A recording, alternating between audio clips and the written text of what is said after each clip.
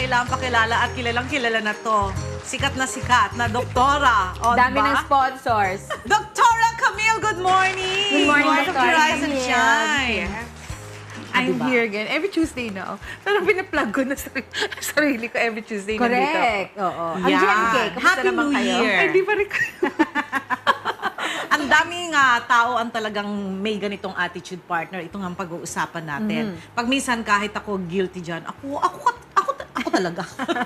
Guilty. Ano nga ba ito? Habit lang ba ito? Or meron ba talagang something deeper than this na pag-uusapan nga natin? Itong procrastination or in Mañana Spanish, habit. oo, word is mañana habit.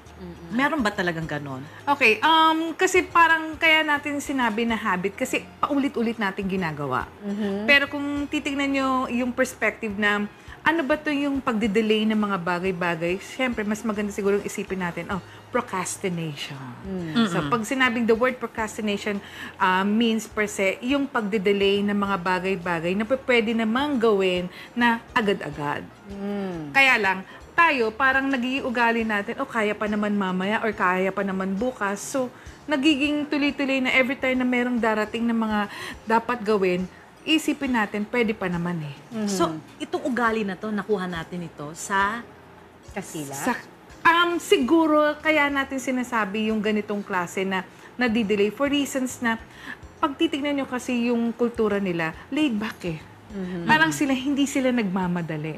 Siguro nung mga panahon na nandito ang mga Kastila, talaga, the 16th century, gano'n, hindi naman kasi ganun karami yung tao. So talagang laid back din ang dating. Until ang nangyari na incorporate sa atin na kahit na nandito na sa 21st century, laid back pa rin yung pag-uugali. Samantalang napaka-competitive na ng ating mundong ginagalawan ngayon. Ayun pala yun. Kaya pala nagiging ugali natin ito. Partner. Kaya nga, yung ugaling ito, how can we avoid this, Doc?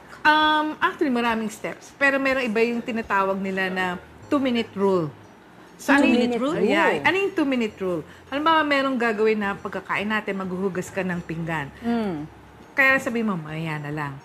Ang 2-minute rule, kung magagawa within 2 minutes, gawin na. Okay. Kung hindi rin naman siya na, halimbawa, merong pagkakataon na more than 2 minutes na pag-iisipan pa, ang gagawin mo ngayon, yung within the 2 minutes, ano ba yung pwede kong gawin na matatapos ko? Kasi kung ang palagi mong isipin, wala kang magagawa within 2 minutes, di ba palagi natin sinasabi na, 2 minutes lang yan, kaya kong kumain. O di kaya mo pa lang kumain na matapos within 2 minutes, ba't hindi mo gawin? Ba't ka nagdadahan-dahan pa? So within 2 minutes, nandiyan na ako. Di po palaging nagagamit yung word na 2 minutes. Kaya nga, last 2 minutes, kasi dun ka naghahabol. So parang it makes yung parang, yun yung pamamaraan mo para sa ganun, paghahandaan mo na meron kang magagawa within 2 minutes. In fact, meron din tinatawag na second morning natin Ano yun? sa buhay. Ano yung second morning Okay. na yan? Kung napapansin nyo, di ba, nadinig nyo kanina yung tinatawag nating siesta. Palagi, pagkatapos ng pagkain, kahit na konti, sabi natin, idlip tayo sandali ha. So ngayon, kung alam mong iidlip ka sa hapon, meron ka pang mga bagay-bagay na hindi nagagawa for that particular day. So make after 2 o'clock p.m. your second morning. So, di ba, gumising ka sa umaga, meron kang mga ginawang trabaho. Break, lunch break. Tapos, natulog ka. Natulog kang konti.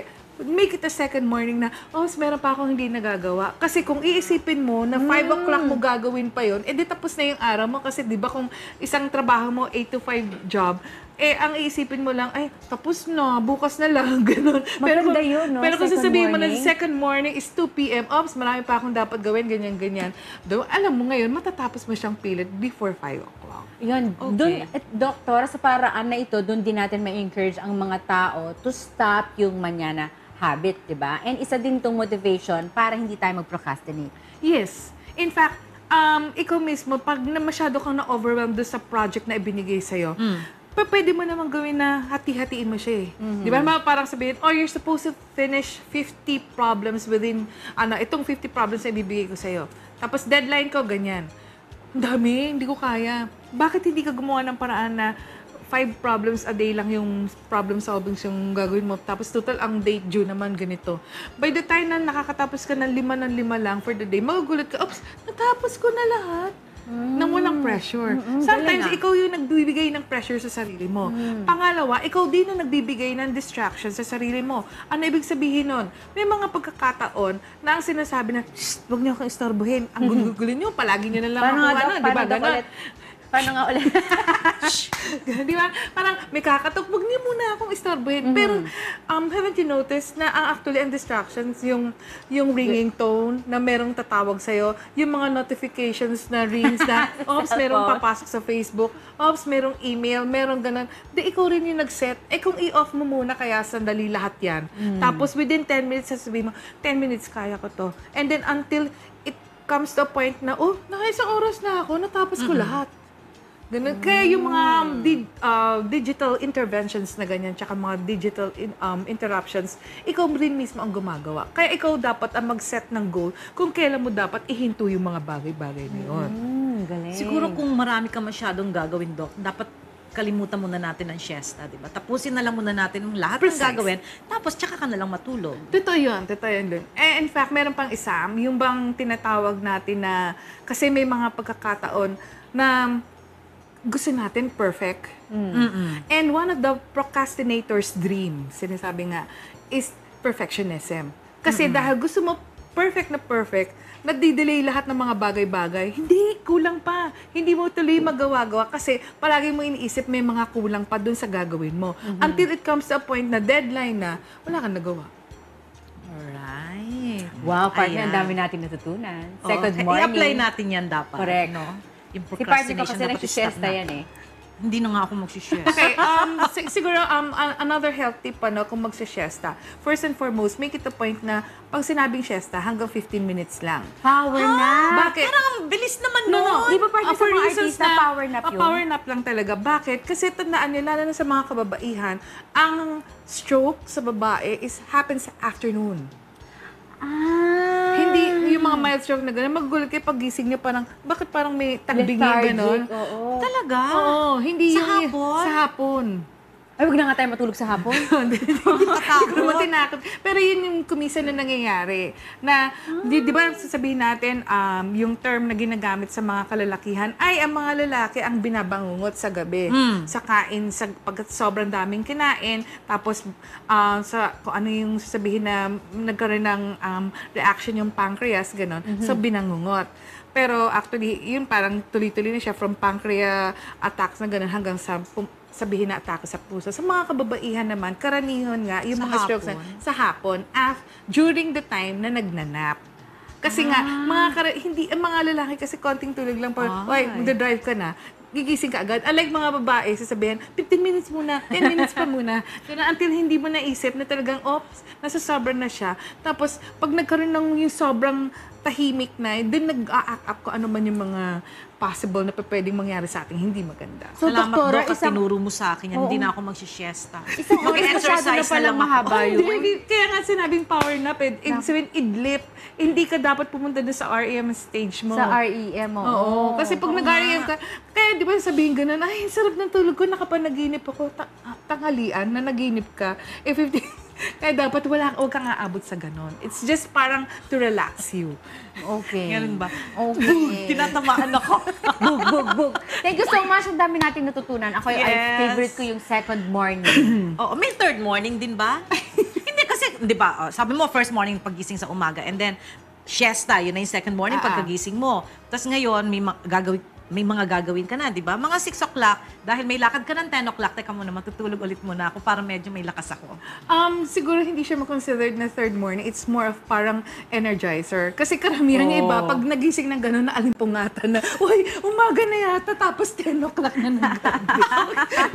Di ba ganun yung mga nangyayari sa iba na parang, kala ko umaga na kasi sa sobrang haba ng tulog ko. Yeah. Alright, thank you so much! Dr. Camille. At syempre, meron kang gusto rin pasalamatan. Yes. At saan kanila po pwede makontak? Okay, sa Prayer of the Holy Spirit po, 721-7180, 721-4798. Ay, nga pala, naalala niyo yung last week na sinabi ko, may continuation yon na medyo umayos na siya dahil kasi nung napanganak yung baby, di ba ni-reject niya? Dahil kasi parang nagkaroon nga na nanganak siya. So ngayon, nakahawakan na niya yung baby. Nahawakan na niya. Kasi parang talagang ayaw niya, di ba, nandun yung rejection.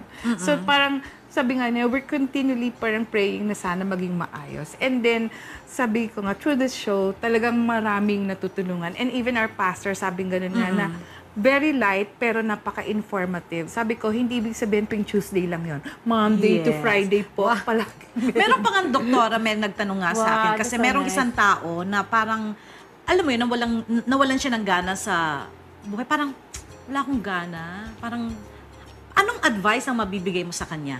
Okay, unang-una, Self-esteem, no? Nawala, parang gano'n. nawala. O, kung talagang sinasabi Sumuko, natin Doc? Sumuko? na wala ka ng motivation sa buhay, isipin mo, bakit may mga tao na gusto kang kausapin? Ibig sabihin, may nagmamahal sa'yo. Bakit may mga tao na gusto ko pang suportahan at pinapansin at hiningi mo ng advice sa akin? The mere Okay. fact na may concern ka, may mga taong nagmamahal sa'yo at sana maintindihan nyo yung mga taong nagtatanong na ganyan at binibigyan kayo ng konting guide, meaning to say, you're not alone to Hindi solve ka this nag-iisa. problem. Yeah. Merong mga taong gustong tumulong at yun ang makakatulong para mas ma-motivate kang gumawa ng maayos sa buhay mo at hindi ka mag-iisip ng hindi maganda para tapusin lang lahat na yan. Alright! Okay. At nanonood siya ngayon. Thank you so much, Thank you so much, Doc. Dr. Camille. Ay, Doc, thank you mabilis rin. po, yung sponsors Ay, nito. Sherwin of Derma Oro. Sa may, it's located sa Viluna Corner, East Ave. Yan. Tapos sabi nga, sana magtuloy-tuloy na. At sa lahat ng natutuwa ako kasi New Year yata, mas marami nagbigay ng regalo. Sabi ko, sige, open po ako. Open po kami. Kasi magbibigay. Kaya lang nga nabibigay, puro mga tsokolate. Andyan naman kami. Padadala ko. Kasi nga parang sabi ko, wag naman yung masyadong yung nakakataba, yun yung naisusuot. Chocolate ang isuot mo. Parang wow! Okay, Thank you po so sa lahat. much, Dr. Thank you, Camille. At Doc. syempre next week, makikita-kita pa rin tayo Yes, dito with every another Tuesday. new topic na pa pwede Alright. natin usapan.